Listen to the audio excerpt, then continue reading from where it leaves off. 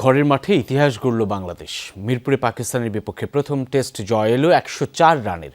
পঞ্চম দিনে বাংলাদেশে দেয়া ২৬৮ রানের জবাবে ১৬৩ রানেই গুটিয়ে যায় সফরকারীরা। টেস্ট ক্যারিয়ার সেরা বোলিংয়ে ইনিংসে ৫ উইকেট শিকার করেন নাহিদ রানা। ম্যাচ সেরা হয়েছেন অধিনায়ক নাজমুল হোসেন শান্ত। এই জয়ে অভিনন্দন জানিয়েছেন প্রধানমন্ত্রী তারেক রহমান ও ক্রীড়া প্রতিমন্ত্রী আমিনুল হক। নাহিদ রানার শর্ট বলটা সামলাতে গিয়ে ব্যাটে আলতো ছুঁয়ে শর্ট লেগে ক্যাচ, তাতেই উল্লাস হোম অফ ক্রিকেটে। প্রথমবারের মতো ঘরের মাঠে পাকিস্তানের বিপক্ষে ঐতিহাসিক টেস্ট জয়ের গল্প লিখে ফেলেছে টাইগাররা। দুই দলেরই জয়ের জন্য লড়াই করার বার্তাটা দিয়েছিলেন আগের দিনই। পঞ্চম দিনে লড়াইটাও হলো রোমাঞ্চকর। শান্তর দুর্দান্ত ইনিংস আর নাহিদ রানার ম্যাজিক্যাল স্পেল, সাদা পোশাকে রঙিন গল্প টাইগারদের। আগের দিনের ৩ উইকেটে ১৫২ রান নিয়ে পঞ্চম দিনে ব্যাটিংয়ে নামে বাংলাদেশ।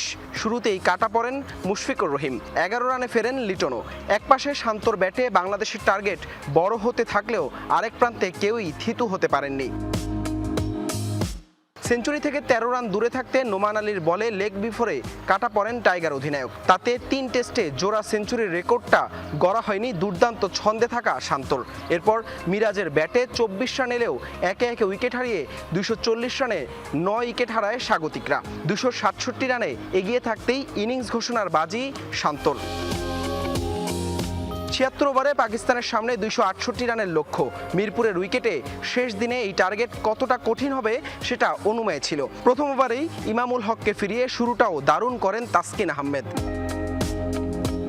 আগের ইনিংসে সেঞ্চুরিয়ান আজান আওয়াইজ, শান মাসুদদের ফিরিয়ে ৬৮ রানেই ৩ উইকেট তুলে নেয় মিরাজ নাহিদ রানারা। কিন্তু আবদুল্লাহ ফজল আর সালমান আঘার ৫১ রানের জুটিতে ম্যাচের পাল্লা হেলে যায় সফরকারীদের দিকে।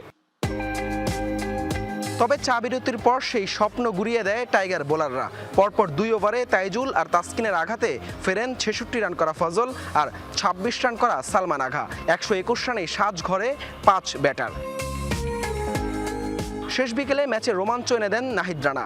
দুর্দান্ত ২ ডেলিভারিতে ফেরান সৌদ শাকিল আর মোহাম্মদ রিজওয়ানকে। এরপর মিরপুর শুধুই রঙিন হবার অপেক্ষায়।